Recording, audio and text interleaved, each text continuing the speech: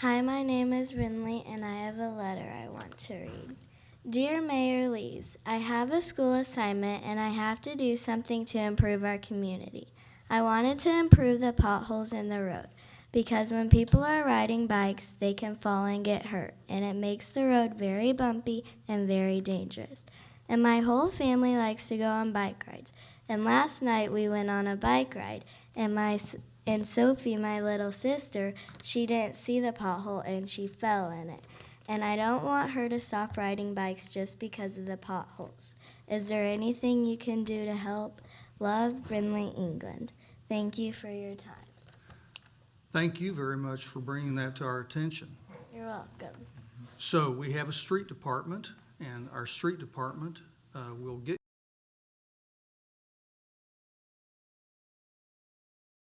I promise.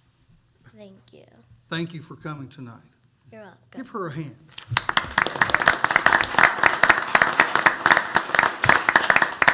Very good. Do any of the council have any questions they'd like to ask Brenda? What was the address, where was the pothole at? Because it's probably a routine location, and so we don't want to fall back in the same pothole. So, Brindley, actually, can you tell us where the pothole is, Brindley? There's a whole bunch, but there's two. Good answer. Good answer. There's two that are like big, and there's one like right when you like turn this way. Do you know the address, street? At Oakwood Acres. Okay. Very good, very good. Yeah. So, Oakwood Acres is not in the city limits, but we understand that you attend school in inside prior city limits. And so potholes is something that we're on the rate, it's on our radar, and we tend to. Thank you very much for coming tonight. You're welcome. We appreciate what you had to say. Thank you very much. I have to go do homework now. Oh.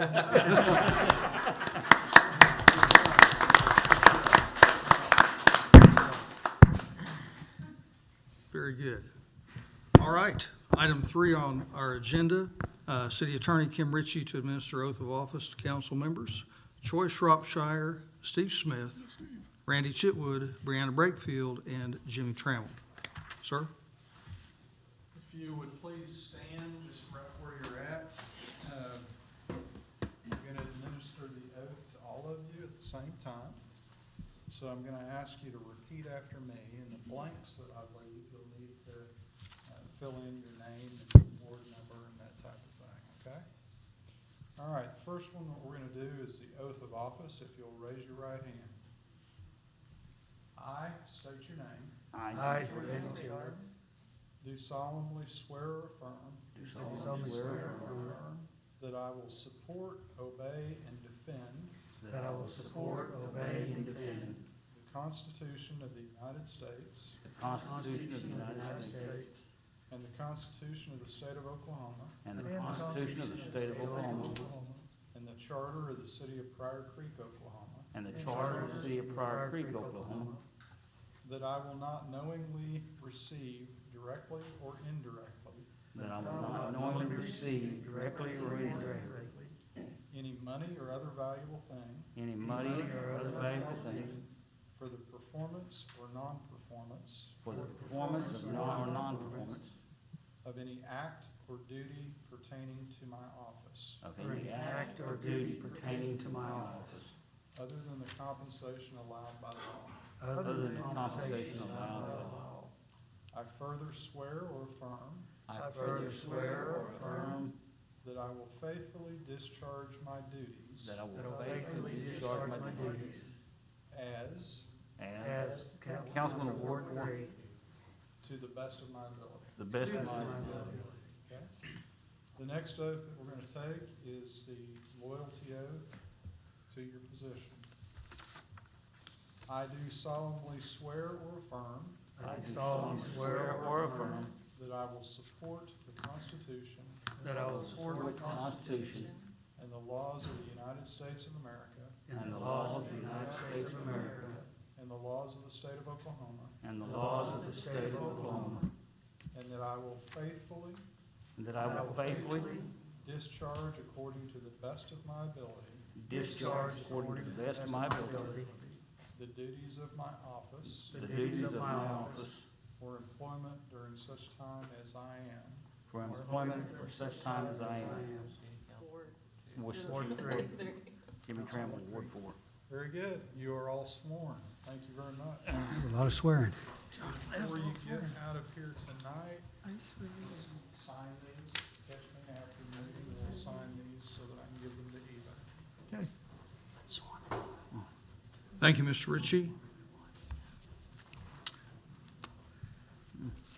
We'll move to item number 4, department head reports. Those are as needed, if needed. We have item A, building inspector. You have a report? Yeah. Recognize building inspector Kenny Smith. Or Kenny Young, I'm sorry. There you are. I was just going to kind of bring you up to date. In March, we had a total of 39 permits sold for $3,704. In April, we had a total of 36 permits sold for a total of $6,653. April inspections was, I did 94 compared to 62 last year. For our yearly total, we got 292 for 2020 compared to 239 in 2019. So about a 22% increase. So it's really picking up. So the summer is probably even going to get busier. But does anybody have any questions for me? No. Okay. Well, if you do, give me a call. Thank you. Thank you very much, Kenny. Item B, emergency management. Recognize emergency management manager Johnny Jansen. How's everybody? Good, Johnny. On the COVID situation, our numbers are still staying the same, 24 and 4. They've been pretty good. We only had a couple last week. You look at all the other counties around us compared to what we are, we're doing pretty good on our numbers. I've been pleased with them. Other than that, I don't really have anything else to go over unless somebody has any questions. The information that we might want to find, what are the best websites to go to for that information? For recommendations or for? Just for data, Okay. just for reporting? Well, I try to send out the numbers every morning when I get them to everybody. The CDC website is a good place to go. The Department of Health for state of Oklahoma is a good one to go to. It gives information on all those kind of things. A lot of places right now are moving into the situation where they're looking, how can we disinfect, as we go forward and start opening up our businesses and courthouses and jails and stuff like that. And so right now that's kind of a big ticket item, is getting the products that you can disinfect with and the method in which you're going to do it. So you sent information to me this week that talked about different disinfecting equipment that perhaps might be available to us. Can you tell us what equipment that is? The one that everybody's using the most is a product that is kind of a little bit strange, but it's salt water that they run electricity through, and they make it, electrifies it, and they put it in a mister. You mist your building or whatever, police cars, ambulances, fire trucks. Tulsa Fire is when it first started using this, but anyway, it is good for 60 days once it's made, and then you spray it whenever you want to, daily or hourly or whatever you see fit.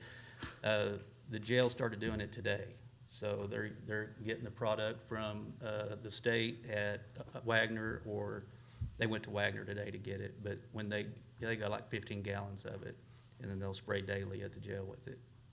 And it's sprayed through? They found it's called an electrostatic sprayer, and I've got some stuff I can send you. And basically it's a cordless. You just put the battery in it. It looks like a gun, actually, like a big plastic gun. It has a tank on it. You put your product in it, and then you just mist it around. So I'll send you the stuff on it. And they've got a backpack too, if you want to get a little bigger place like the rec center or something. Very good, very good. Any other questions for Mr. Jansen? No, but thank you for putting out the warnings on the weather and stuff. Oh, you bet. Yeah, we've had a couple of crazy days Fun night. this past week, time of year. We got fortunate. We got really fortunate last night. but- Yeah. Very good. Thank you very much, Johnny. Fire Department? No report. Golf course. Recognize Dennis Bowman. Good evening, everyone. Of course, we were able to open. We opened on April 27th. That was the quickest we could get staff back up, which was a Monday. And we were sure glad to open, and we have been pretty busy for that first week since we were open. Some of the area golf courses were still closed, and so we did quite a bit of business that first week. And then, of course, the rains kind of hit, and some other golf courses are now starting to open up. So, but there's still going to be quite a few closed, so I think we're going to still have a real good month if the weather cooperates.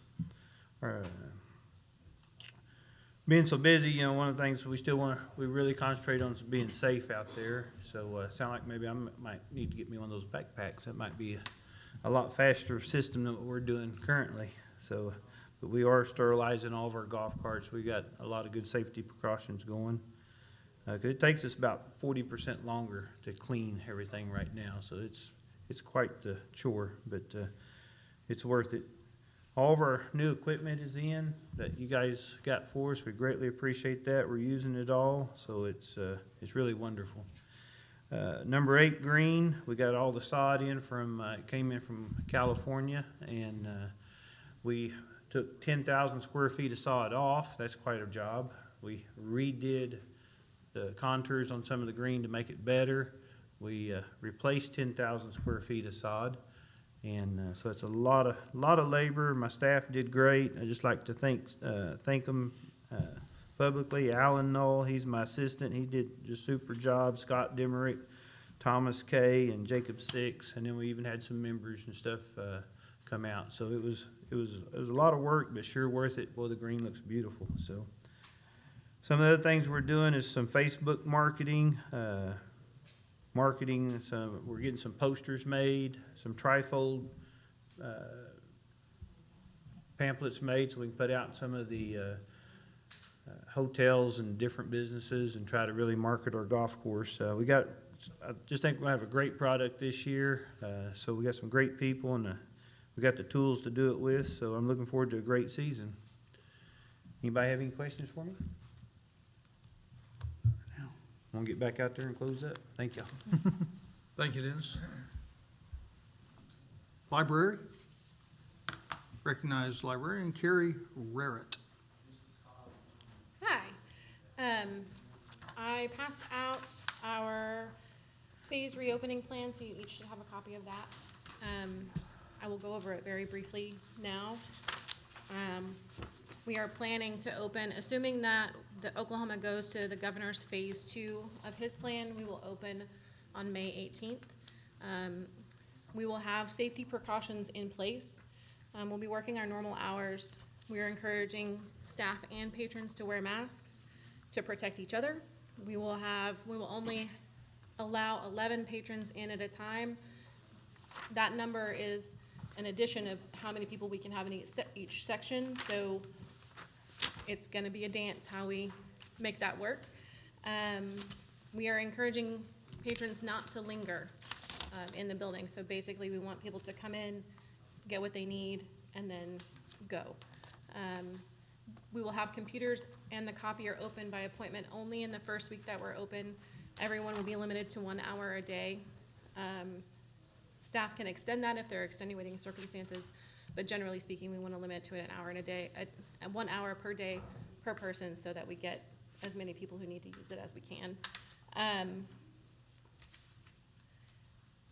Staff will clean the surfaces routinely using a bleach solution. We got the formula from the CDC's website, and it details here. So we'll wipe down door handles. We'll prop open any doors that we can just to minimize touching.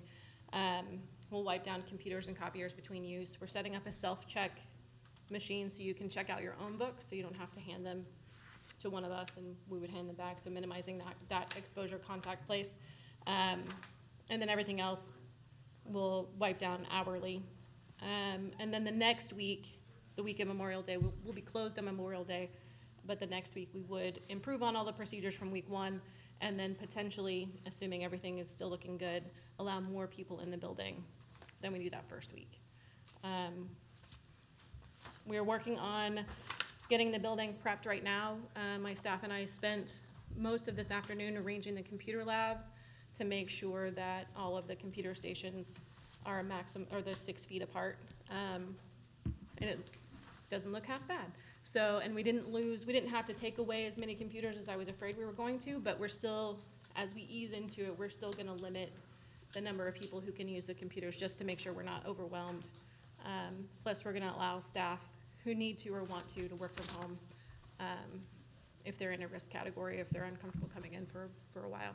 That's kind of all I got. You guys have any questions for me? I do. On your books and materials that are returned, how are you handling? Are you quarantining them for 2 weeks, or what are you doing with them? Yes, so the literature that we have read says that the virus is viable for about 72 hours on plastic, which is what our books are covered in, less on paper. There's not really any way to sanitize the paper, but when they come back, we are wiping them down with that bleach solution from the CDC's website, and then we're quarantining them for 3 days. We'll have our meeting room as our quarantine area for the books, which means that we won't be able to have any groups in the library in that meeting room, just because the room is gonna be occupied with all the materials. But so they'll stay in their quarantine area for 3 days, and then we'll reshelve them. Could you expound a little bit on our sanitation protocols for our janitorial staff? So, which part? Whatever. Cindy and I have forgotten. Maggie? Well, Maggie's out. Is it Rebecca? Is that her new? She's gone. Oh, No, Rebecca's oh, not. is she? but- Okay. So Cindy's doing a fantastic job, you guys. Okay. And I know that they take everything very seriously. The staff and the janitorial staff will wipe down all the surfaces that people touch, countertops, computers, keyboards, all of that stuff. It will get done by Cindy and whoever her partner is every day, and then the staff will do it throughout the day as well. And we're trying to use as little disposable things as we can. So we're trying not to use Clorox wipes because they're hard to get. So we're doing the bleach solution on a washable cloth, and then Cindy takes those cloths and has them laundered. Could you use one of those atomizers, vaporizers, whatever you want to call it, they were talking about earlier? Yes, please. That'd be great. I was just wondering if we, I mean, yeah, and I could see that being something that the Cindy or whoever is maybe even Gary for maintenance would that could be something that they could get trained to do as well. wiping down, the computer keyboards and things like that, it looks like that would be sort of a, They do with the Clorox wipes or with the bleach solution. Eventually, they get kind of gummy. Luckily, we have several backup keyboards, so we should be okay. I didn't know if maybe that machine would make that a little easier. It couldn't hurt. I don't know what the price, and I guess Johnny's gonna give you information on that tomorrow? Yes. In fact, I already have some information about that. I wanted to make that public, that was available, and let council know, and also let citizens know. Okay, Thank you. thank you. Parks Cemetery? No report. Police Department? No report unless there's any questions. Any questions for Chief Nichols? Had any issues with not having a curfew, or is everything going fine? Everything, we're still having some issues, but we're having issues. Anyway. It's all hit, so Okay, nothing that I can associate with this particular incident right now. okay. Thank you, Chief. Recreation Center? Recognize Rachel Sordahl.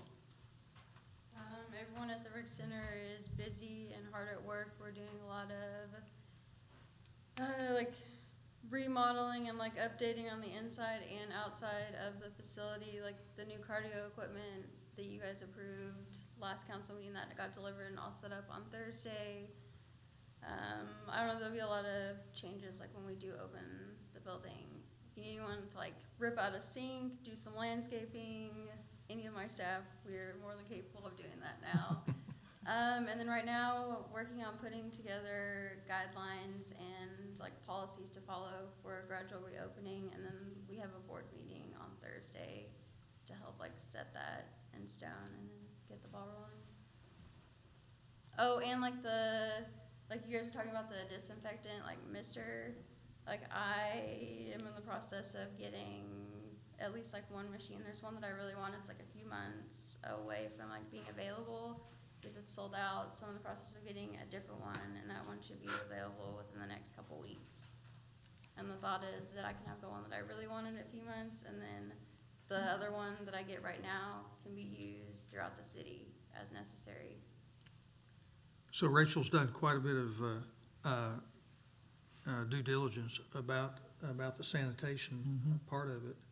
Also, she has conferred with Pryor Public Schools, who are also using a system, and so I feel like that once we get rolling, that we'll be in good shape. We'll be our standards and our protocols will be very good to keep everyone safe. Are you using a brine solution too, salt? Did your mister get a brine, salt? Like the second one has that mixed in the solution. Are there any residual effects, like there is anything else with salt, leaving salt on stuff? You know, salt has a lot of residual effects to it if you don't get it clean. And so that's one of the things that get in bearings, rollers and stuff like that, you know, that might have an issue there with some of that stuff. I don't know. That's something. I don't know, I mean, the schools have used that system for the past several years. They're using salt? And they haven't, I mean, Yeah, it's salt. had an issue. It's an electrolyzed salt. Yeah, it's, That salt is an electrolyzed salt solution, as I understand it. I That mean, I can send you information if you want. I trust you. That's scary. Very good. Any other questions? Thank you, Rachel. Street Department. No report. All right, we'll move to item number 5, Mayor's Report. A, discussion possible action regarding nominations to fill vacant ordinance and insurance committee seat or accepting mayor's nomination of Jimmy Trammell. Is there a motion? I'll make that motion. Second? Motion, Randy Chitwood, second, Dennis Nance. Discussion. I took the opportunity to nominate Mayor Trammell, former Mayor Trammell, to be on that committee. He's well suited for that, and I think that we would be well served if he served on that committee. Are there any other nominations? It'll be during that committee, though, just to decide where the committee seat Oh, sure, is decided, just in case anybody's wondering. That's done within the committee. So. that is done within the committee, correct.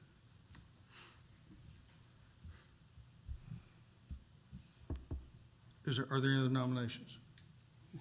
Hearing none, we'll call for vote. Ketcher? Yep. Shropshire? Yes. Nance? Yes. Smith? Yes. Chitwood? Yes. Bregfield? Yes. Trammell? Abstain. Doyle? Yep. Item B, discussion possible action regarding leaving the Whitaker Park pool closed for the 2020 season due to complications of COVID-19. Is there a motion? I'll make the motion. I'll second. Motion, Shropshire, second, Doyle. Discussion. Will we be notifying the health department? Because I think we have to notify them if we keep it closed for over a year, for 1 year, we need to close. And will we? We would follow those protocols, yes, sir. Okay, good. I think it's important we let, everybody know that's not a decision that is taken lightly. That's a pool that serves a lot of our children and our youth in the community. But, as we've talked in the past, safety has to come first. And there is an aspect of that, that pool does need some maintenance and things that, you know, that may give us some time to work on those things, much like the rec center's done with their time off, their time without, not time off, sorry, Rachel. Their time without patrons. But, you know, I think it would behoove the council to keep in mind that as things become more open, as the regulations relax as we go down the road, it would behoove the council to find something for our youth to do this summer. We need to keep them in mind, but we need to keep safety first, so. What if we keep the pool open, do our maintenance on it that we need to, keep it operative, but not let the patrons in there until everything clears? I have a feeling that if we let this thing shut down, that we're gonna end up having a problem if we try to open it again next year. We may have some problems with our grandfather clausing that we've been able to do, that we may end up with more problems than we can fix. I'd ask Rachel for input. Okay, great. I mean, like, I would say, I mean, the majority of it is like not necessarily with the maintenance. It is like a safety and staffing issue, because in order to open the pool, you have to be fully staffed. I mean, the rec center, like, we normally host like a couple of lifeguard trainings. Mhm. There's no way to like have a lifeguard training right now, or I mean, Right. before all this even hit, I was in the works of trying to set up a couple lifeguard trainings. And to have one, I mean, you have to have like the date set, you have to advertise, you have to give time people to sign up, do their prerequisites before the course, and then like, there's just so many like what ifs, like, I don't know when that would be able to happen. Right. And then, is there even enough like interest? Like, you can't open the pool and not have enough guards. Sure. So hypothetically, we would have already started that process by now, right? We started, Typically start that like 2.5 April. months ago, yeah. I mean, on a normal year, where we were gonna open it, we'd start that March, April, looking and reporting. So if we were to start now, either way, we, 'Cause I mean, it's, Right. you know, We're maybe into we the would have had, season. like, we normally have 2 lifeguard trainings, like, we would have had one already, and then Mhm. probably had the second one, like, this weekend or the following weekend, like, that would already been set, and we're like, okay, we know we're gonna have 25 lifeguards. We don't If- have any of that. If we use this time to do maintenance on the pool that we were talking about, will we still be able to grandfather everything in next year? Will Yeah, that, my understanding is yes. What we I- don't have to be staffed for the lifeguards and things, but I we mean, can, I don't wanna speak for Frank, but I mean, in the park board meeting, Frank had said that they just have to notify that the pool is going to be closed, That's right. and then it becomes an issue if the pool is closed for more than 1 year. right, that's what I was wondering about. And the years from June to June till whatever it is, what I was told the other day, it actually starts in June and goes to the end of May, Well, so. I would imagine as we move forward, just as a country, we're gonna see, when it comes time for public pools to open, this is gonna become an issue. I'm sure that it'll be addressed, that some of those clauses like that, you know, we're not the only town, we're not the world. only town with this situation, so I would imagine it's gonna Well, be and addressed. Also not hiring any lifeguards this summer, and not having any of their pools open. I think what you'll see is probably some waivers, given the status of things. But I'm sure on the flip side of that, as with everything, there will be requirements on the other end. And Yeah. I think just sanitation reasons alone, it's, Yeah. It gives us an opportunity to do some maintenance on the pool and to check the pools out. I think it's a good idea to give that, because like So- you said, it takes a while to get lifeguards and get. I mean, maintenance is a factor, but the main thing is like the safety and the personnel Safety, issue. yeah, that's- Do we need to call it closed, or can we call it just maybe closed for maintenance or something like that, instead of just straight up closed, Well, not open. It's not in use, so. or not open for public, maybe? Perhaps we say close to the public. Oh, there we go, that would work. That way we could still be, pull the maintenance and stuff on it, and it would probably still get us, down for maintenance. yeah, whatever we need to, however we need to word it. If there's an issue with the wording, we have a great city attorney that's good with putting stuff together like that, let him. That's exactly right. so my other question about the pool, since we're talking about this pool, The heavy equipment that's been sitting there for quite a long time, Yes, I'm glad you asked about that. do we need to request that moved so it's not tearing So, up our? so that is something I've been dealing with the last couple of days, and what we will, so H&G Contractors, the contractors working on our streets, they're in phase one of that street, construction or reconstruction. So they're going to be moving and staging their equipment, down to Homeland parking lot, which, is all gonna be demolished, anyway. So that's gonna happen, I hope this week.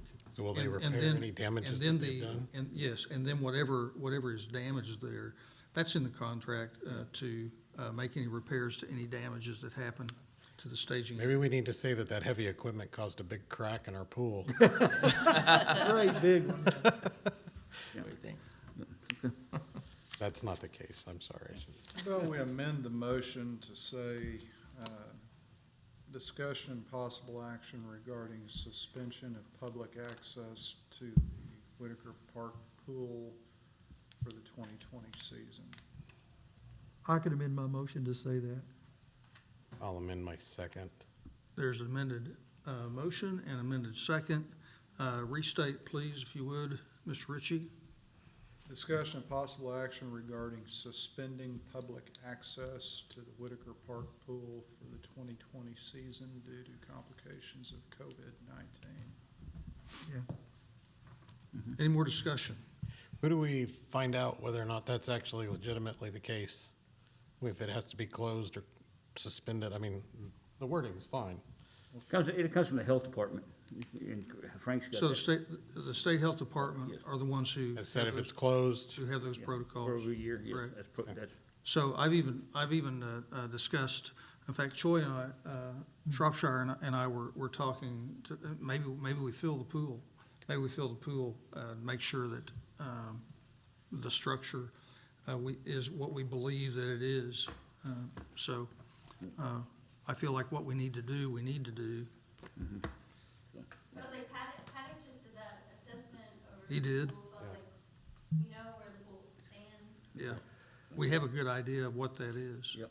so how does that affect the splash pad? Does not affect the splash pad. all right. Splash pads will be Just open. need to make that clear for the public. Yes, Council Doyle wants to make clear to the public, that splash pads will be open. And we have plans to open those, I believe, on the 15th of May. I think that's true. Now, our Parks Department manager was not here today, so we'll have to confirm that.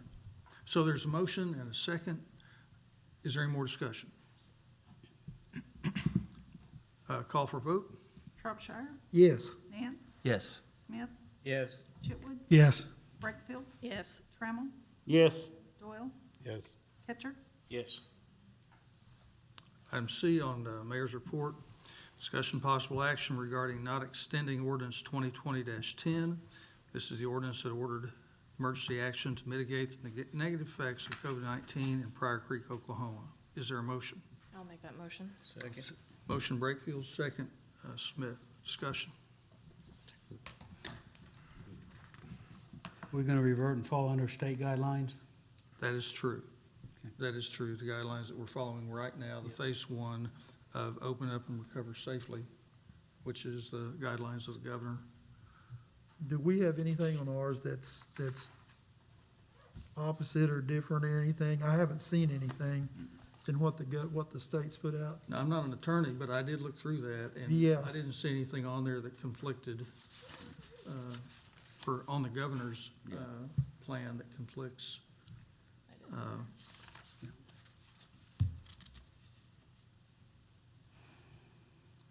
Other discussion?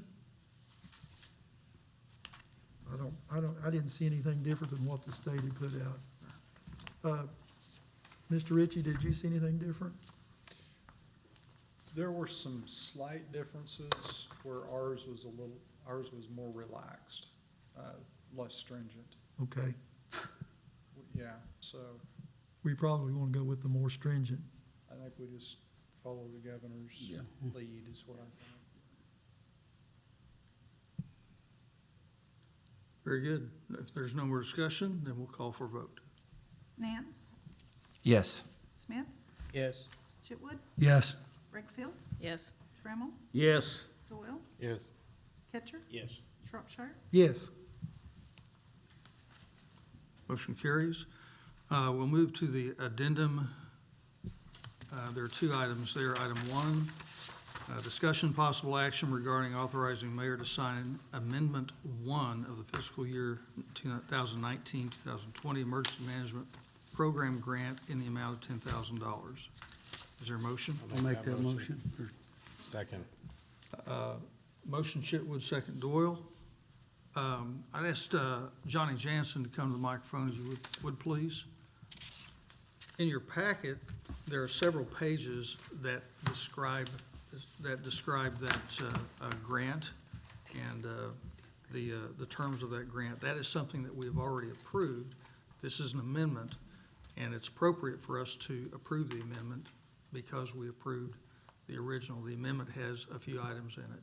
Yes, basically what the reason for this is, we've never had this before in all the years I've been doing this, but because of COVID-19, a lot of the requirements we have to receive this grant is having meetings, preparedness meetings and things like that. So they took all those requirements out of the grant. We had a few extra things that they put in there that they'd like for us to do to replace that, and that's what the amendment was for. Same grant, same money, just a little different work for me. Any questions? Discussion? Very good. Call for vote? Smith, Yes. Chitwood, Yes. Rickfield, Yes. Trammell, Yes. Doyle, Yes. Ketcher, Yes. Shropshire, Yes. Nance. Yes. Motion carries. Item 2, on the addendum, discussion possible action regarding approval to barricade the east-west downtown alley located between South Adair Street on the east side and US Highway 69 on the west side, and between Graham Avenue and Southeast First Street. The proposed portion of the barricaded east-west alley is the complete north-south width of the west edge of the sidewalk, even with the buildings on South Adair Street, then west approximately 53 feet between the buildings. This action satisfies requirements of an AARP Community Challenge Grant, which pays 100% of the cost of construction and needed appurtenances for a downtown alleyway park, also known as a parklet. The deadline on the grant application is May 15, 2020. This action is consistent with our comprehensive plan of 2017, and it follows recommendations of the recent downtown study, a design study, which was funded by a grant sponsored by the Oklahoma Municipal League and the University of Oklahoma Institute of Quality Cities in March 2020. Is there a motion? I'll make the motion. Second. Motion Breakfield, second Nance. Before we have discussion, I've asked Ariana Durr and also Jenny Van Buskirk to speak to this issue. Okay, so we're gonna be over here because we have a little bit of a PowerPoint slide. First of all, I'm excited to see everyone in person. So I'm Jenny with Prior Main Street, and then this is Ariana. She's gonna kick off the presentation, and then I'm gonna conclude it. So I'll sit. That's great. Okay. Yeah, so we are here to present If to you all. I could interrupt you, could you step to this microphone? Right here, and that, Yeah. and that way all of our citizens who tune in will be able to hear you. All right. So we are here to present to you all a grant opportunity from AARP, which stands for American Association of Retired Persons. And so first I'm going to go present the grant, what the grant entails, and then Jenny is going to present what the project entails. But first I want to go over the IQC grant. So just a quick refresher, in early March, IQC, which is the Institute for Quality Communities, came to assess our downtown corridor. And so from that, they actually informed us of this AARP Community Challenge Grant. And so we received this report last week, which is why this is kind of a quick turnaround of the grant application. They did get our final report. Jenny and I are working to get the director down here to present to you all formally the report, but we will get you an electronic copy, and then the hard copies are in the mail. So that's that. So real quick refresher, when IQC came down, they engaged our community in 2 different ways. And so there was an opportunity, about a little over 30 people showed up for this community engagement event. And so they had what they call choose your favorites. And so there were pictures of all different types of activities and different places, and then the community went and stuck stickers where they wanted to see that come to our town. And so that was that. They also did what they call a place game. And so they divided us up into 5 groups, and each of us went to a certain part of downtown. So you can see that there was a group that went on the group that assessed that intersection as well.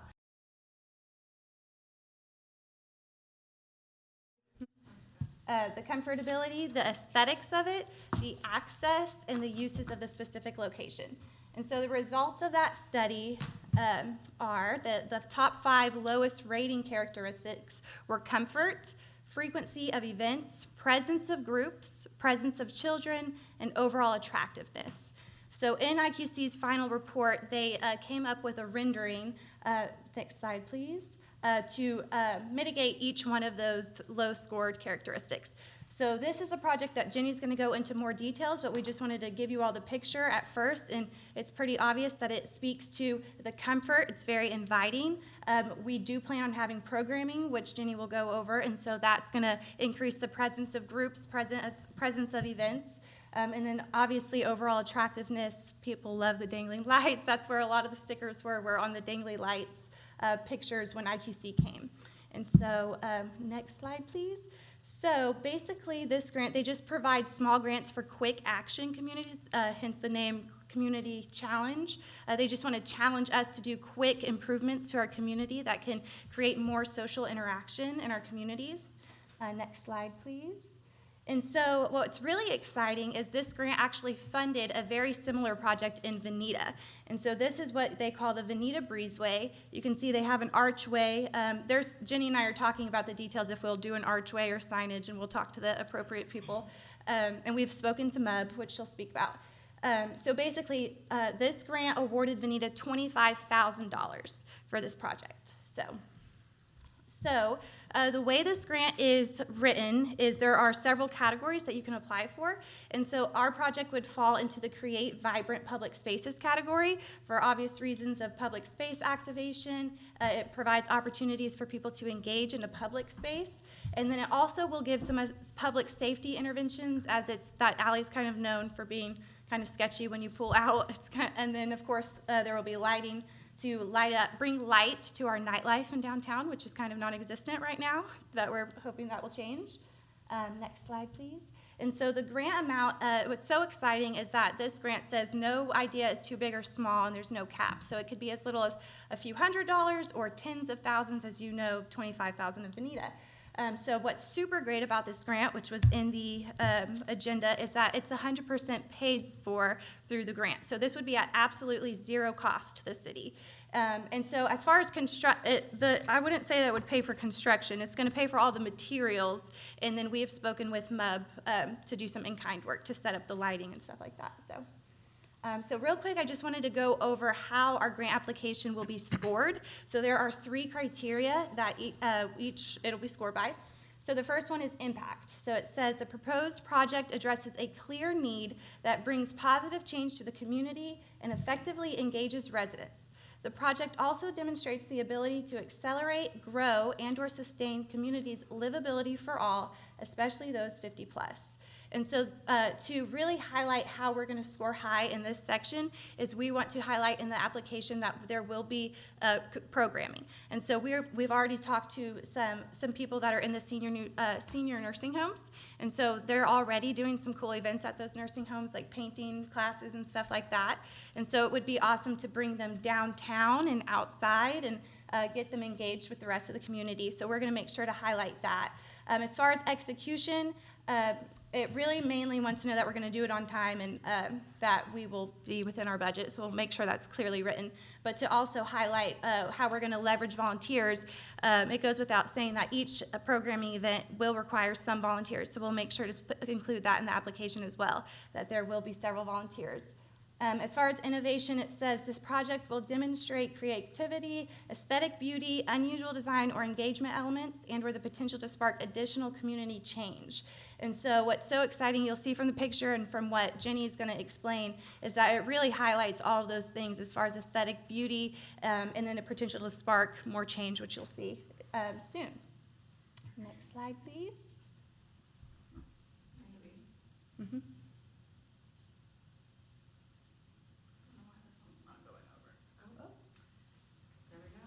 Okay, I think, yeah, it went way up, so sorry. No, that's fine. Keep going, keep going.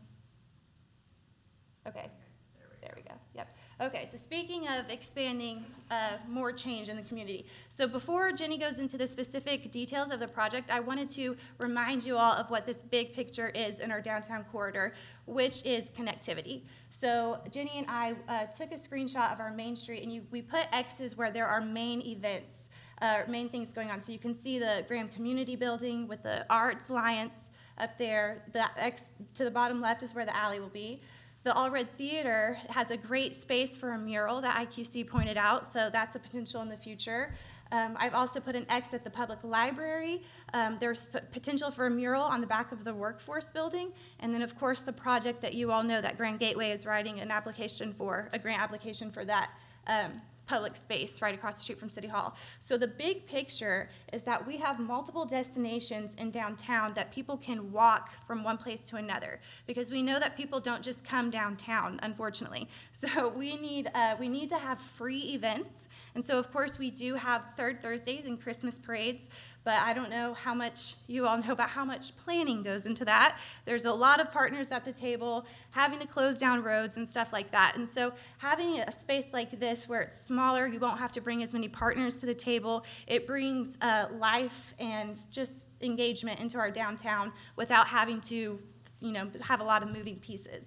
And so in the future, we will be going after signage and stuff to let people know, like, the library's a 4-minute walk this way, or you can go to this parklet, 5 minutes that way, stuff like that. So I just wanted to remind you all of the bigger picture is to bring people downtown to free events so that they still have money in their pockets to spend in our downtown businesses. So with that, I will change slides for Jenny. Okay, all of my notes that I had kind of coined under these are not showing up, so here I go. Okay, so I'm just gonna invite you to take a little bit of a closer look at this. So if you notice, there's greenery at the entrance, there's gonna be a sign. Ariana discussed that we're debating. So on the rendering that OU gave us on this particular photo, they just did a banner, which is an option, but then the one in Veneta did a complete archway, which I think seems super inviting and kind of shows people that this is the area's beginning. Also, which you can't really see in this, but you might be able to in what we sent you, the flooring or the ground, it is something called pavement material, and there's different options we can go with that. And then we have the mural that's currently there. We have the overhead lighting, something that's going to invite people to stay downtown for extended hours. I know that's always been an issue is our downtown, it's not, I think our average closing time was 5:36. That's what they found in that study. And so if this can kind of extend that, that's going to benefit the businesses. It's going to benefit things in multiple different areas. On the left side, you'll see that there's greenery attached to the brick building. We like that idea, but we want to take it in a different direction, and the direction we want to go is have a locked interchangeable frame where local events could be posted there, where local artists could have their stuff hung there, historical pictures of downtown Pryor, and even informational materials of the Jefferson Highway. So that's something that we wanted to do to kind of make it more of our own, more specific than what OU did. If you want to go ahead and hit the next one. I know I had problems with those. Sorry, guys. Sorry. Oh, that was it. Okay, so this kind of gives you an overhead view of what we're talking about. It's not that entire space back there. It is just the space that's the 53 by 20 that we talked about. So this is not going to deter any current business from happening. It's just simply going to make them have to have a habit change if you're a business in that area. So deliveries and access for the through that alleyway are still going to be there, but just in different avenues, because If there's an access from Highway 69, there's still a road that they can take to get to First Street, to still get to Adair Street. It's just gonna take a minute to 2 minutes of a little bit of a deterred area. And then there's still that parking back there, so the employees and all the business owners can still fully park back there and access that, and even in that turnaround area where you see the dumpsters are. One really great thing is that we were able to speak with the majority of the businesses there, specifically the ones up here towards, on North Adair Street, or South Adair Street there, so the Spot Nutrition, J. Rollins Photography, and Symmetry Financial, who would be directly affected because it's connected to them. They're all super excited about this and in support, and even offered to help with watching the maintenance of this property. So we even spoke with, so Remy's is eventually gonna be downtown, and they are talking about connecting like a back door from their restaurant to connect to this pocket park where people can go out there and eat. And then that's an exciting possibility for San Manelas as well. And Soulful Grounds, we've also spoken with them, and they want to use the space in the same way as well. So that's just different benefits that we have for this area. And go to the next one.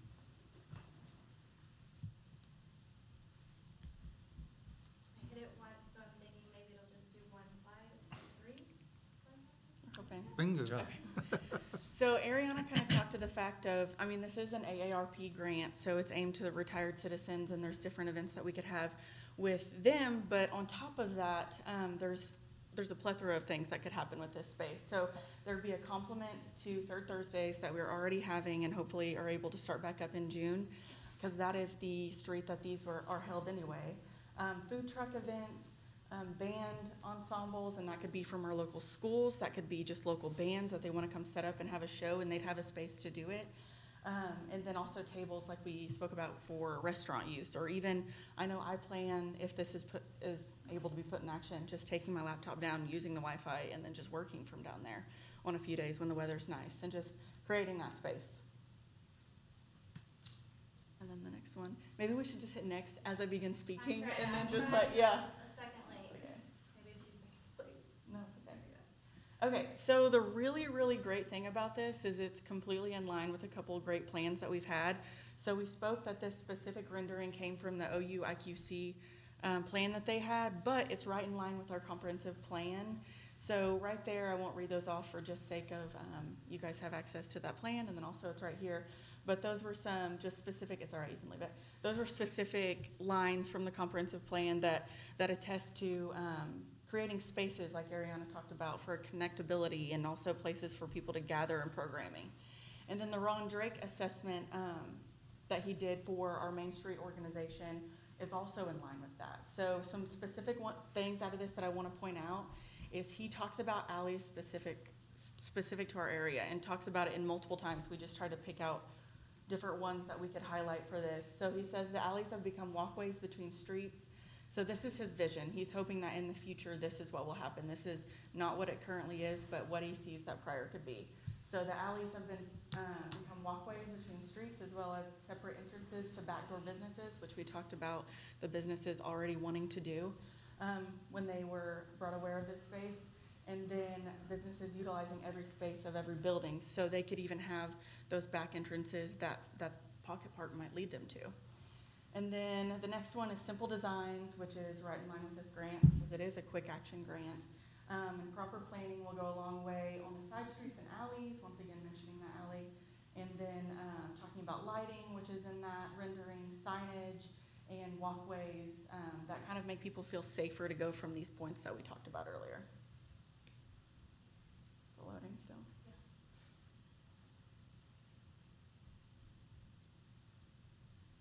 Maybe, we'll see. Okay, so we talked about why this specific project, so let's talk about why this specific area, why this specific alley. So there's several different reasons. One, there's already a point of interest there that people like to use, but just safety factor, sometimes it makes it a little bit more difficult, because we do have that heavy traffic specific in the alleyway, and me personally, having a business there, but then also walking downtown all the time, that's a dangerous one. Also, Third Thursdays are already there, and with those Third Thursdays already being there, so we worked with MUB in the past for Third Thursdays, and they have hooked up those specific utility poles there only for our electric for the events. So if people were wanting to have food truck at a pocket park, this is an area that already has that electric hookup, whereas other alleys downtown do not currently. That's not to say that's not an option to put into place other places in the future, but if we're talking right now, this one is where it makes the most sense. And then also, it is known as a dangerous alley. Speaking with the business owners that are there and their concerns, they're worried about just traffic that they don't check. They just go out from that area, and it's a super scary place. And then also, that specific area is the business owners attached, specifically the Spot Nutrition. They have said that they will keep an eye out on that area. If anything kind of is just aesthetically awry, they'll either let us know, but then they also said they would take over and help clean it each day too. So that's something that we're willing to work with them, Main Street, and just kind of partner up with things like that. So in this grant, what we would be applying for is a banner or signage, and like I said before, we haven't decided fully if it's going to be a banner or the archway. So the 2 large planters with the plants, pavement material, the lighting, and we also, like Ariana had spoken on earlier, MUB has said in kind they would hang those. And also the question of who would foot the bill of the electric, they said that they would do that until it got to a point where they didn't foresee it happening, and then we would have a further negotiation. But as far as currently, they said that they could hook it up to a system where it would come on for certain amounts of time, and then they would foot that bill for us. So that question is kind of answered there. We would also apply for tables and chairs, the locked frames where people can have interchangeable things in there, and then trash cans that match what the city already has downtown. And we've spoken with Buddy Glenn, and he said that he would, obviously upon approval, be able to order matching ones that match all of downtown's trash cans, so it just kind of looks uniform. So what we've done so far is we're working on quote requests. We obviously wanted to, were you gonna? No. Oh, no, okay. We obviously wanted to bring you guys up to speed before we went too far into the quote requests. So that's what we're kind of working on now. We met with MUB. We've met with the mayor and kind of brought him up to speed on the plans. We met with the nursing home representatives, and then also the business owners, not all of them, but a few, the ones that we've reached out to, and kind of got their ideas on this, the ones that are directly affected right there. So, and what we need from you is permission to shut off traffic from the alley. So one thing that we did not, it was in the notes, but it's a little bit back on the slides, and I'm not going to go back for the sake of time. But so a way that this would be blocked off is by removable bullards. And if you guys know the more appropriate way to say that, then correct me, because that's what I'm assuming it is. So what these essentially look like, and it is what Bonita uses, is they're half poles that could be removed if anything needed to be driven through there, or for anything it could be removed, but yet still somewhat blocked off in a uniform way where people know that this is a park that stands on its own. And then the second thing that we would need that we're kind of wanting from this is that there's an understanding that this plan is not set in stone. And so if we do not get the funding from this AARP grant, we want to continue to look for other funding opportunities, because even without that, we think this is a great idea for our downtown. Okay, sweet. Okay, so next steps for this, we're working on the quotes. Like we said, the due date is May 15th. And then say we're approved here, we would know by August 18th? Mid-August, if we were able to do this or not, and we would be able to implement starting then. And the only stipulation is we would have to have it done by December 18th. But like we said, it's 100% funded, so it doesn't, we don't need that matching grant. And then protocol for scheduling, one thing that we discussed is if we need, this is an obvious thing that we need in our community, is spaces where people can hold things, and event spaces. So if this was something that people wanted to use for, like we talked about scheduling for the senior citizens or birthday parties or anything like that, we talked about a possibility of having on the city website just kind of a request form that would get directly sent to me, and we could do scheduling that way, and also scheduling if a specific business or a specific organization wants to put their poster in those interchangeable frames, that could go all through that request form system. So the only thing that would have to come from the city is having it on the website and it being funneled through that to Main Street. So I believe that's everything. Like I said, our notes were not on there, but we're open to questions if you have any you wanna come up here too in case they, if you have any. Thank you all for the very nice presentation. Yes. I did speak with Fire Chief and asked him, does it cause a problem for fire protection? And he said, no, it does not cause a problem, as long as the bullards could be removed and they could, if they had to have access, that they could have access. I also talked to Salmonella's owner and asked him if he had any objection to that, and he said, no, I think that'd be an asset. Of course, he wants to sell food, and another way for him to sell food, and they can go enjoy it in that space. So those are the two contacts that I made. Thank you so much, Matt. Yeah. Questions? Has anyone spoke to, was it Buddy's Rental or Bud's Rental? We haven't yet, so we thought about it, and then we thought, well, what's the point of talking if we get turned down at council? So once we get approved to shut down the traffic, then we'll definitely be letting all the business owners know. Western Auto? Western, we can let them know too, yeah, we haven't. Right here, He's right behind you. he's right behind you. One of my main, what about truck traffic? Because if you get a big trailer coming in there, okay, which I saw the other day, a 30-foot trailer coming in and unloading some stuff. The alley going north and south, okay, is not wide enough for two vehicles, okay? So. Then it's beat up pretty bad too. Huh? It's And beat up, we'd it's have to gonna put a lot of be work on it. repaired, okay? I'm not saying I'm opposed to this idea, but I think that the alleyway is gonna have to be repaired. I think that you're going to it'll have to be one way, okay? And then they'll all have to go out on 69 or come out of 69 and turn right. So I believe that is a one-way alley right now anyway. No, it's not. No. So It it's- was one way at one time. It It was. caused problems for the business owners, so they opened it up and put a no left turn sign on 69. Yeah. It was made one way for a while, and it caused issues, and it was changed, and they did just like they did across the street on North, to all the way to the north, they put a no left turn sign to allow traffic to flow in there again. Yeah. Then Mike and Cheryl Stafford own that other store, and I don't know if they've been contacted, so, you know, and when we talk about. Rustin Lace? Yeah, when we talk about business owners, they're different than property owners, businesses change. I'd like to know what Mr. Jackson's thought process is right here, because and you also have apartments possibility up there that have to have access to right there in the back. And Salmonella's the other day, there was a 53-foot semi-trailer back there unloading stuff for him. In mid-block, there's a turn, and if he was headed east, it's gonna be hard, that's a real tight corner, it's gonna be hard for that long trailer to make. So, If let it was- me give my input. I'm just think- asking, you answered my fire lane question. I think I love the idea, okay? So, you know, we've talked about bringing life to downtown.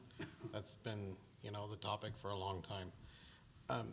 As somebody who's driven large vehicles before, licensed to do that, I see some complications with that spot. Okay, and kind of what they're saying, the traffic that will cause with that alley being, and just know this is logistics that we gotta deal with. Yeah, definitely. If we direct traffic out at that stoplight, because you have basically, I don't even think it's 100 feet between that. 20 or 69. Onto 69, there in front of the Chamber Building. Right. You're gonna add a whole lot of congestion on a tight turn for large vehicles. Yeah. Those semis can't make those right turns that way with 53 feet behind them. So you're gonna have problems there, and that's where that alley serves its purpose, so they can actually get through there. I think, this is my opinion, I love the idea. I've always loved these ideas of lights, and the Ron Drake survey said something that's been a really hot topic, and I noticed that you didn't say it. Do you know what I'm gonna say? Yeah. Trammell's gonna know what I'm gonna say, I know because exactly what you he mean. doesn't like it. Trees, he said trees are a must, and I agree, trees are a must. Yeah. The conversation has been, we don't want trees because the birds Right. leave their mark. Don't park your car under the tree if you don't like it. But I think what we need to do is look at other places where we can, because he's right. Trees, it's aesthetics is what it is. Yeah. It's comfort. Trees are a comfort for people. You know, we have other lots in that same intersection, that same vicinity. We have a lot right behind the bank there, across from Salmonellas. Is that city owned? Well, it's the one we were gonna put the car charging stations on. Just Right. between the old Right, Avenue it is- TV and the. between Yorktown Bank and Yeah. and Yeah. the Yeah, that's dispensary. Right. cities. And the thing that does is that pulls that traffic issue out of it. Yeah. We've also got a little pocket, I think it may be privately owned, but there's a little pocket park there already. Why couldn't we add to that? Yeah, we're And then- totally open to different Yeah. spaces. And We're what just we for do the now sake of is, the and I grant. know that like you said, that's a dangerous intersection. It is, but I'm gonna tell you, the purpose of that alley isn't for the yous and the me's to zip through and cut a shortcut. That's a utility easement, our alley. And so, you know, the trash trucks have got to come and go and turn and move, deliveries.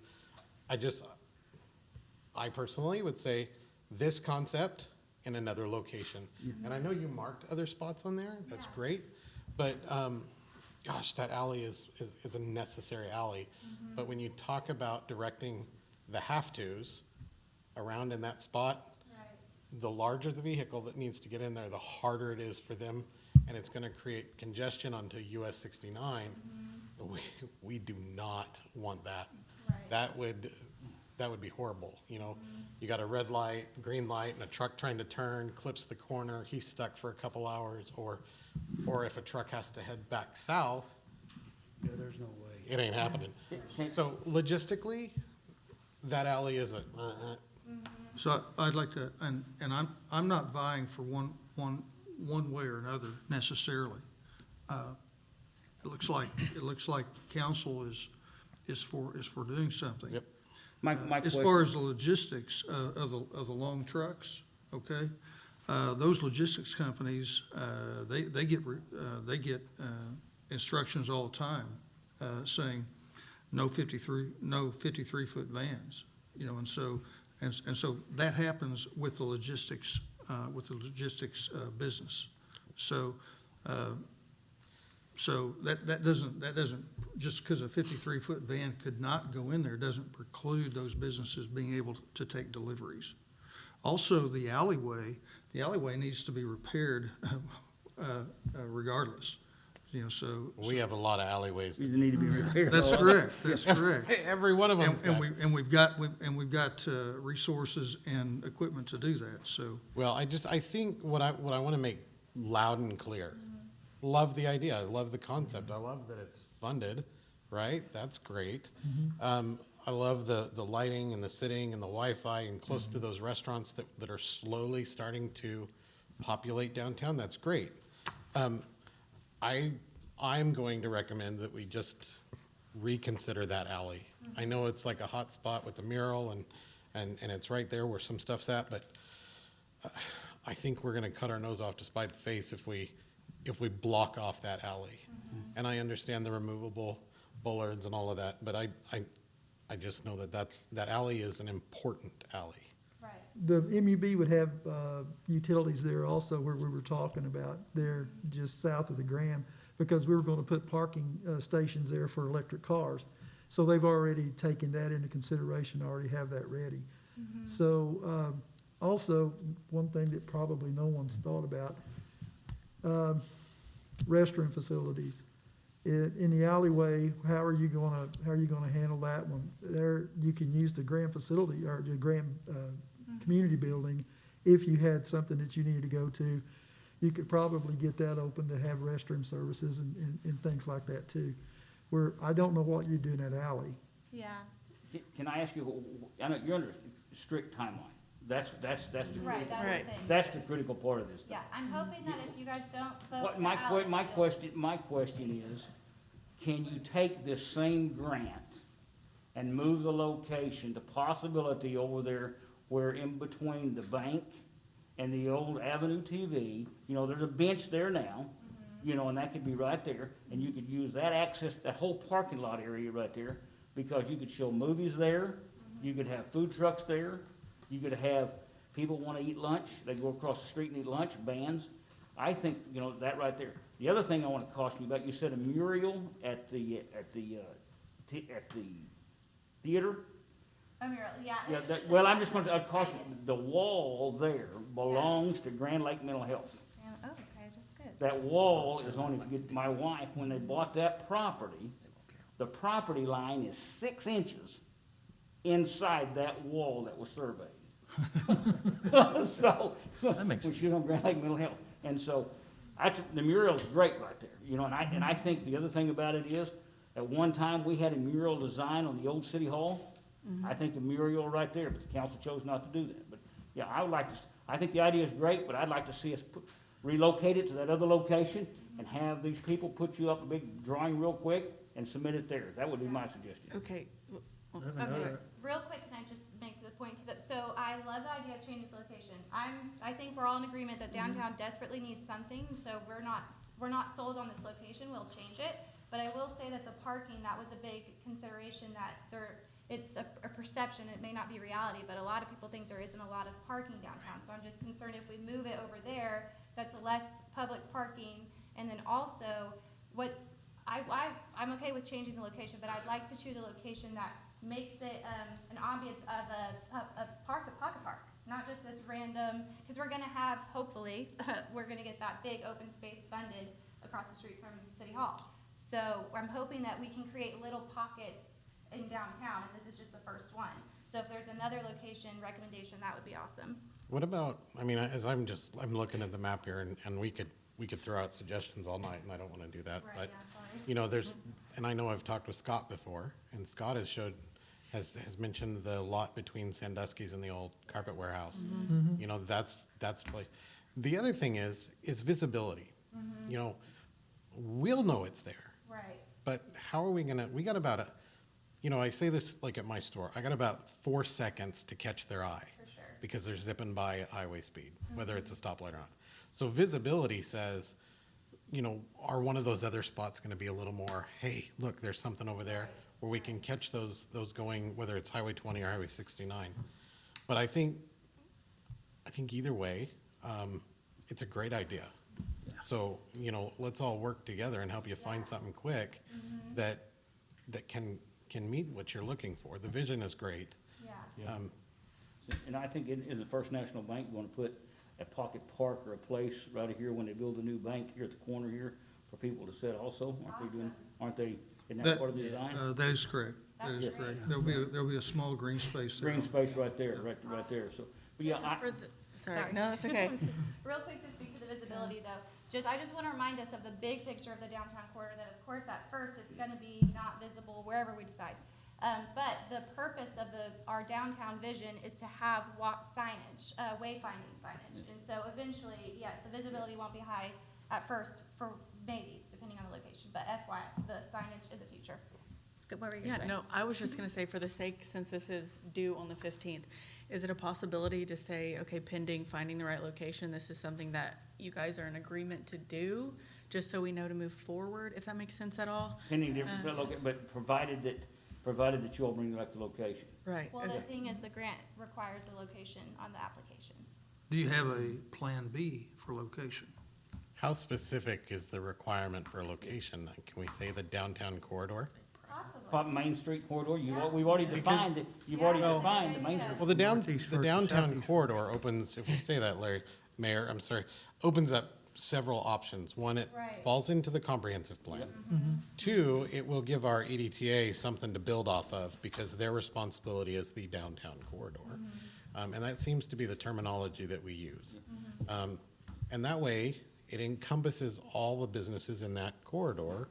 It throws it out there so everybody feels included. I mean, inclusivity is the thing, but, you know, I think maybe see if that's acceptable to say we're going to put it in the downtown corridor.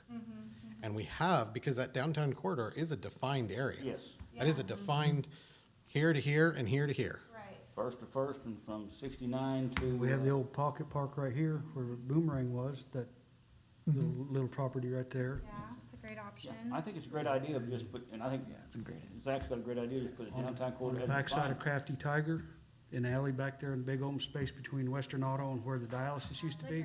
They were talking about putting a mural and making a park there at one time, and a real bright mural, kind of like alley art for people to see. I think for that too, it's really important to find one that's almost, And this falls within, you know, in the Yeah, corridor the we're talking about. downtown area. Mhm. Something that might not be super populated right now, but something that's somewhat trafficked currently, if that makes sense at all, just for it to take off and flourish, so I think. But yeah, so as long as we can get kind of a, go ahead and write this thing Yeah. pending proper location, that's what we're looking for, so. I would I strongly think recommend- everybody's good for that, but we're just worried about that alleyway being the Yeah. wrong place. And that was an alleyway that was suggested by OU. Sure. So that was the one that they brought to us after looking all around downtown, and that's what they thought would be the best fit. But we're open to change that however we need. If you look at the place we're talking about, we're not trying to push that, but if you look at that place, that was an alley.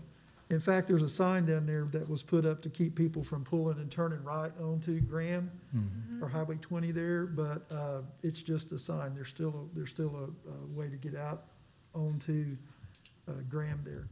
So if we just call this downtown corridor, would that, So, Can I make a suggestion there? so perhaps, help me out here, Mr. Ritchie. Perhaps we change, we amend this item or amend a motion to say discuss possible action to locate a downtown corridor location for the purpose of creating a parklet. So the parklet is terminology that is consistent with the recommendations from the Quality Cities organization to us, and also would be consistent with our comprehensive plan. I think that's good, and I also think, though, that you need to make sure that Kim defines the area as part of the comprehensive plan or part of the deal. That's well defined there, because we've already defined that area. And Kim can Kim's good about putting words together like that, so, you know. The problem is that our agenda item is pretty specific. Yeah. It identifies a particular alley for the approval of barricades. But do you really need any? Council on it. I mean, they can vote this down. Yeah, that's true. They're not voting down your grant. Right. All discussion has been positive towards your grant. Yeah. So if we have verbal support. we'll, Yeah, maybe a just letter take that from and the run with mayor, it. yeah, to just say, we're in support with the project, or. If council Do you need would, some kind of council action No, we to don't. evidence your grant? No, maybe just a letter from the mayor that you guys are in support, but to supplement it, but, It just helps for grant purposes to know that the city is behind that Right. idea, right. Yeah. so. You can also post a copy of the minutes. Oh, that's a great idea. A quick question though, sorry. go ahead, yeah, go. Quick question, so we're gonna go back and call AARP to see if this is okay, if we can just put the general location. If they come back and shoot at us and say, actually, we need a specific location, how do you guys recommend that we go about doing that with such a quick turnaround? Is that even a possibility to get? I mean, Communicate with me. Okay. Get a mayor. And then, email. Yeah, Okay. communicate with me. Okay. That's city property. Yeah. Right, true. okay, so yeah, we'll definitely keep you on the loop of what AARP says, so. An ordinance also has to be created, I would think, to close that alleyway too, those areas. Yeah. If we're gonna permanently close it, Yeah. but this is just, Just, they weren't actually closing this alley. We were just putting some barricades up that barricade. were removable, so we wouldn't be actually taking a formal action doing Okay. something like that. all right, so, okay. So the council's options at this point are you could table this and take no action on it, or you gotta vote it up or down. I just say we take table. I would take- say Before we end discussion, Council Trammell invited Mr. Jackson to speak if he so chose, and we continue to visit. Would you like a word, Mr. Jackson? Yes, no way am I qualified for all these ladies. I'm directly impacted. I've got a business there. I've got 300 feet there. Yeah, you can't, alley's made for the 52-foot trailer to come down there. And but everybody's touched on everything. Interesting note, the little slide she had, from 50 years ago, there used to be a gang of transformers across that alley that header, you drive into it, it looks really nice. If you've ever owned a convertible in Oklahoma, there's only 4 days a year that you can use it.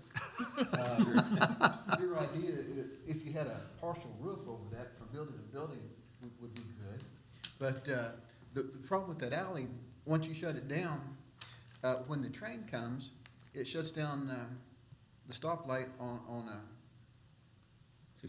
First Street, on First Street. Okay. And traffic backs up on First Street, plumb to Adair, and then this block is, you can't get to it. You can't get to it. To get to it from 69, on the end that she left open there, you gotta cross 3 lanes of traffic. And these semis coming from the north, they're looking at the stoplight, they're not looking at you. But, yeah, you can't take a semi and turn left or right going north or south.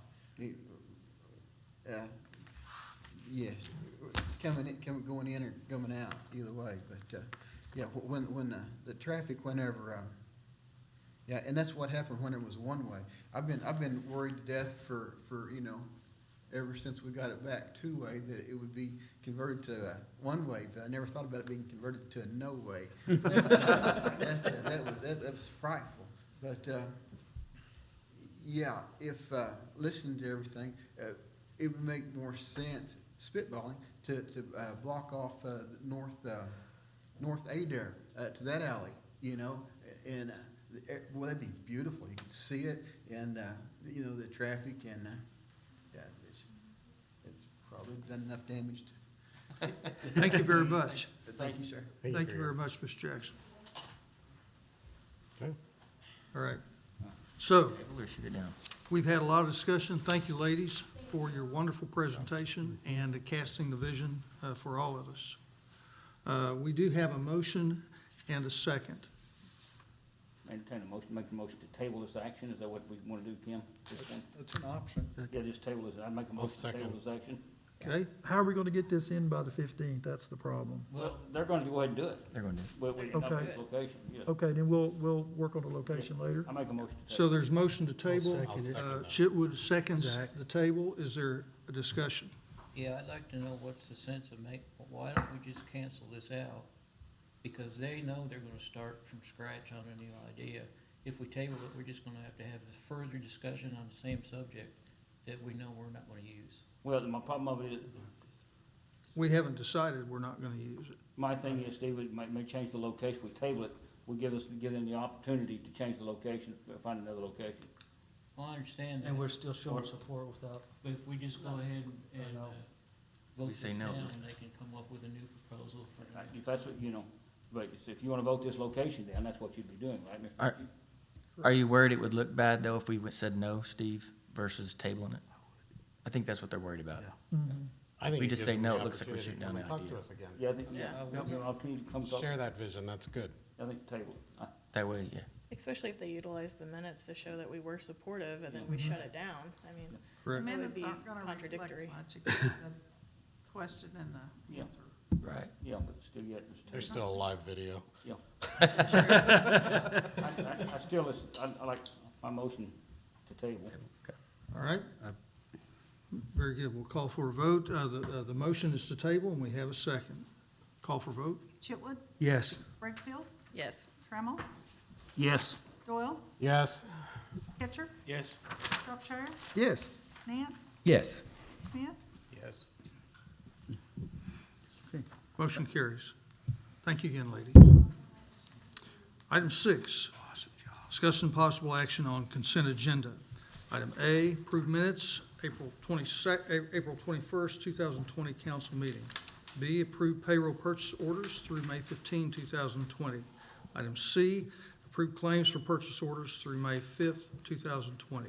Item D, acknowledge receipt of deficient purchase orders. Item E, discussion possible action regarding hiring Hannah Thompson to fill the vacant dispatch position at the Pryor Creek Police Department at Range D, Step 1, annual wage $31,896, effective May 11, 2020. This position was created by the promotion of Tanner Reese to patrol.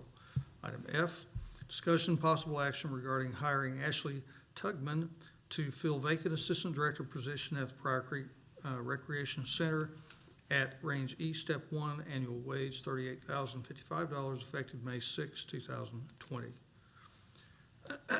Item G, discussion possible action regarding City of Prior Creek bidding on property owned by Paul H. Adair, Robert B. Adair, 702 Southeast First Street, Prior Creek, Oklahoma, property ID 1001-004-004-001-00, base ID 16391.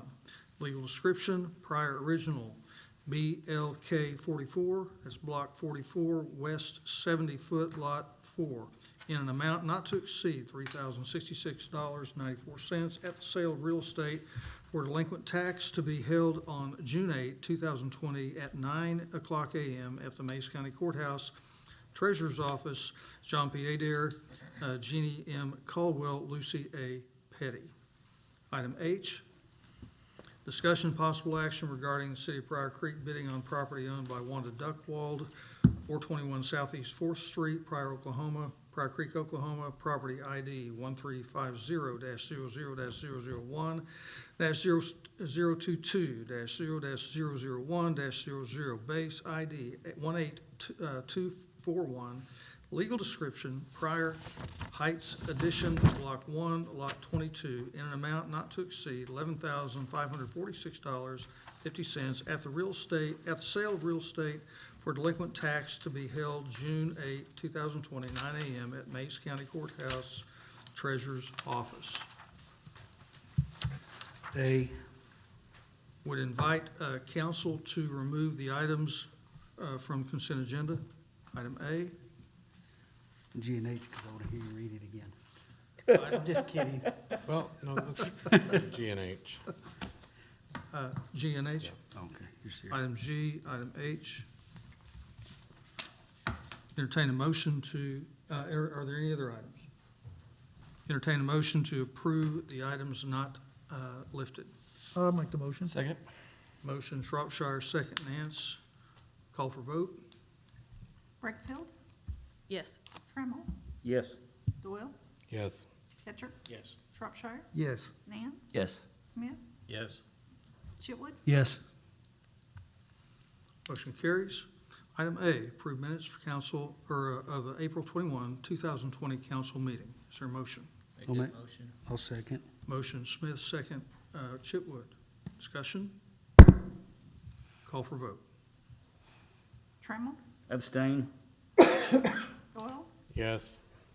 Ketcher, Yes. Shropshire, Yes. Nance, Yes. Smith, Yes. Chitwood, Yes. Breakfield, Yes.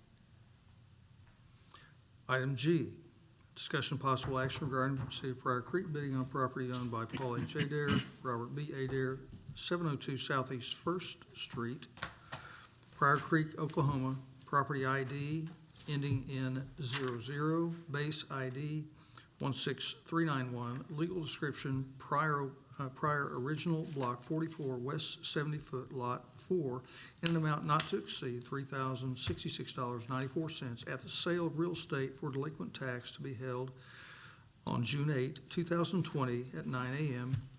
at the Mays County Courthouse, Treasurer's Office. John P. Adair, Jeannie M. Caldwell, Lucy A. Petty. Is there a motion? Make the motion. Second? Second. Motion Doyle, second, excuse me, second Breakfield. Discussion. Yeah, can you explain why we're trying to buy properties when, like, what is the purpose of buying these properties? Because we have a bunch of properties we can't figure out what to do with already that we're trying to get rid of. I just, looking at where these locations are, what is the purpose and the benefit to us encumbering these? We have cost in the properties. To recover our cost, makes sense to acquire the properties so that we perhaps can recover our cost. Offer the properties then to be for something to be done productively with the properties. Would we not recover our money being it sold to somebody else? Perhaps I would defer to council. Yeah, these are tax sales, which in the past, we've done this a lot. And we've got liens on them already. We've got a lien on this particular one for about $2,500. Is that correct, Eva? I have copies of the, It's gonna be real close. Yeah. But you've got it there? Is this by the junior high? But typically, when you sell a property, the liens have to be paid, be it taxes or otherwise. A lot of them don't sell. But So we're saying it's possible it could just sit there for years. what's possible is it could not sell, county would become the owner of it, we would have an unrecoverable lien. Because at the end of the time, when the county, after the county becomes the owner, at the end of that period of time, our lien doesn't have to be satisfied. Is it 2,500? the first property, that 702 Southeast First, is only 507.25. Oh, it's just But the $500. penalties and stuff have brought it up to the 3,000. So if somebody buys it for less than the 3,000, we won't recover. Yeah. So what we've actually, for instance, on that one, let's just say $500 is our lien on it. And if we buy it for the 3,066, it really only costs us $2,500. Because we pay ourselves our lien. It's just flipping money. So then you've got the property that you can go ahead and maintain it, make sure it's cleaned up nice, and then sell it. Is this property near the junior high? Is that where this is? I don't even know where these are. It's right across from. Right across, yeah. Right across from the new gymnasium. next Kinda to across the- where you park, I huh? believe it's a Methodist church there. Okay. Is that what it is? I don't know. It's- Whatever that church in front of the bus Episcopalian. barn. It's, I don't remember. Episcopal. Yes. Episcopal Church. Episcopal. Okay. And it is something that the EDTA, this is one of the things that we've talked about from the beginning when we started forming that EDTA, is utilizing the EDTA to do something with these dilapidated properties that we've acquired liens on and then ultimately acquired the properties in this manner, to market those properties to some type of housing developer.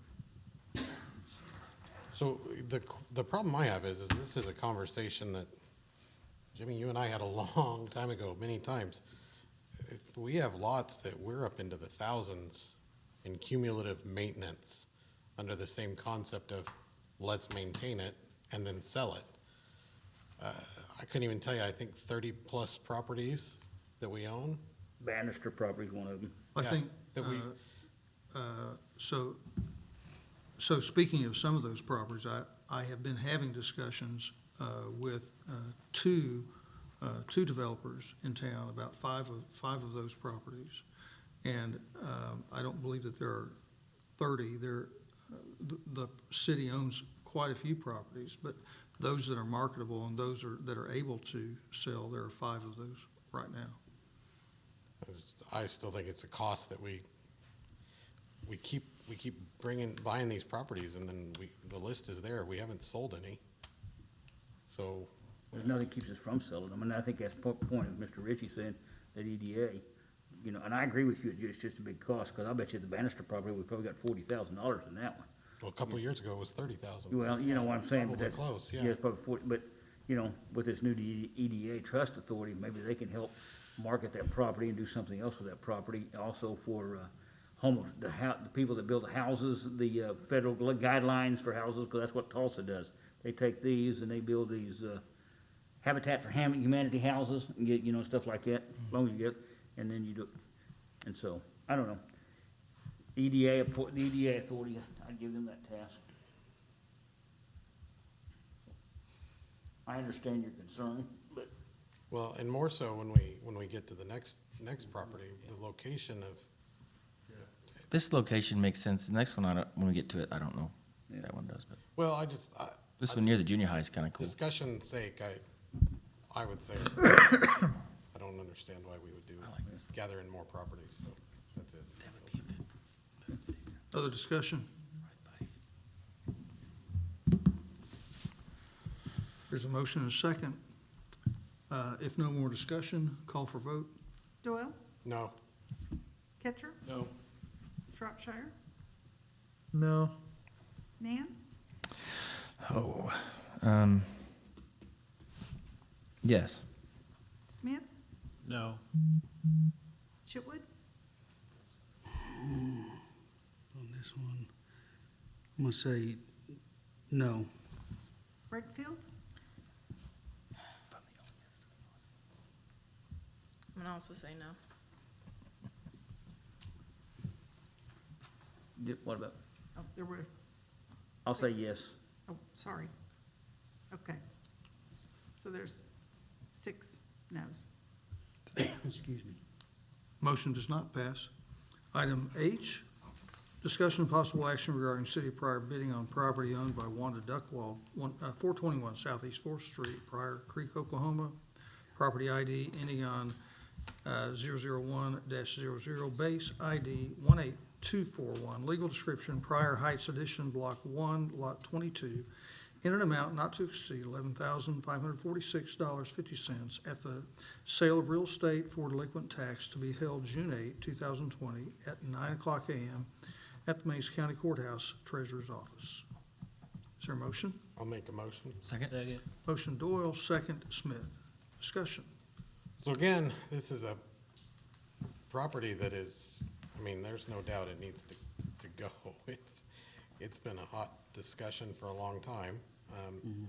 And, you know, well, not say that, that's not fair. I'm gonna say no again on this one. I don't think, we can't do anything with it. It's not in a spot that any of our home builders are probably gonna be like pushing each other over to get to. I just don't think that that's something we need to encumber. What's our lien on this property? It's about 10,000, I think. 10,955, almost 11. Almost $11,000.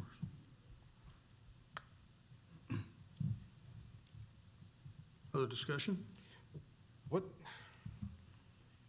Obviously, it's going to a tax sale because the county's selling it off. It's exceeded its time, correctly? So what are other avenues that we can take as a city on these properties? Is there, can we enforce, We can foreclose liens, but if it's got an unpaid tax on it, we can't foreclose against the tax lien, so. We really don't have many options on these. You either let them go and see what happens, or you buy them back and preserve your lien and try to do something with them. And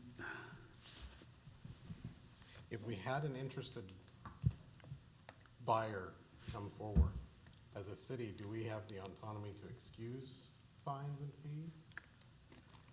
Once we own it. Once we own it, we do. We have to be able to own it. When we turn these over to the county as liens, we don't have the ability to remove the lien absent it being paid, because the treasurer assesses those liens and collects them along with fees for the collection on it, so. So they belong to the county? More. County's in the driver's seat, yes.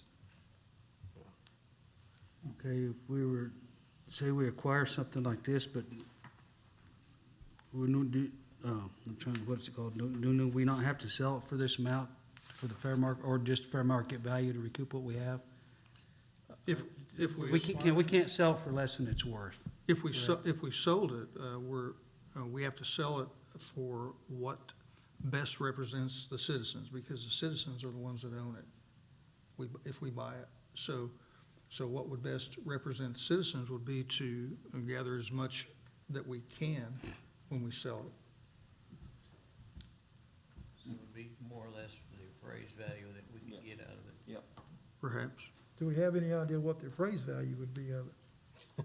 No. Didn't it have a tree in the middle of it Yeah, at one point? I'm gonna say the appraised value is probably about, I don't know, it's gonna be about that much or a little less. If that. Yeah, if that much. If that much, or a little less. Rough. You're not gonna, It's a So- rough corner.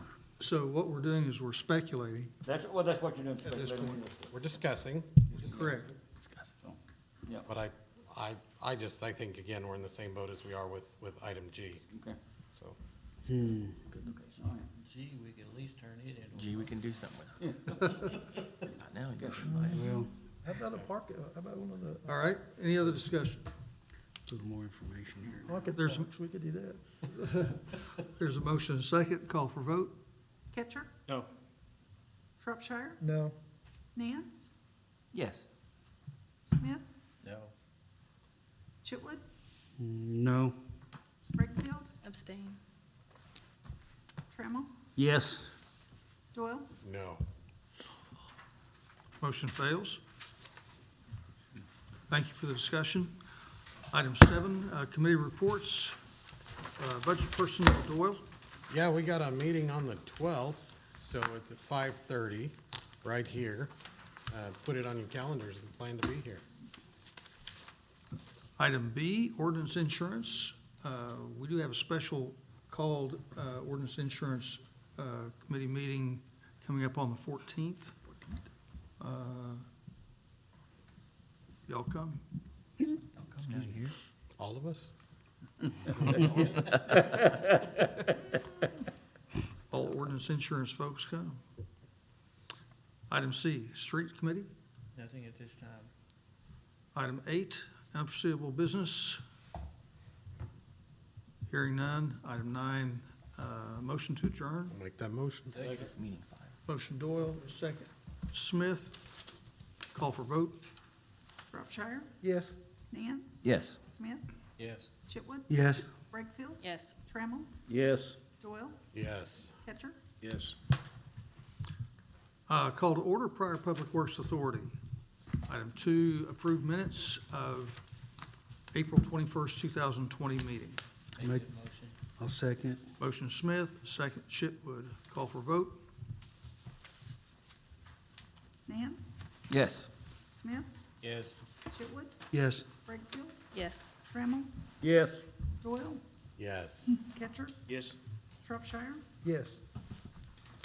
Item 3, unforeseeable business. Hearing none. Item 4, call for vote for adjournment. Make that motion. Second? Doyle, motion, Smith, second. Call for vote. Smith, Yes. Chitwood, Yes. Brakefield, Yes. Trammell, Yes. Doyle, Yes. Ketcher, Yes. Shropshire, Yes. Nance. Yes. We are adjourned. Please,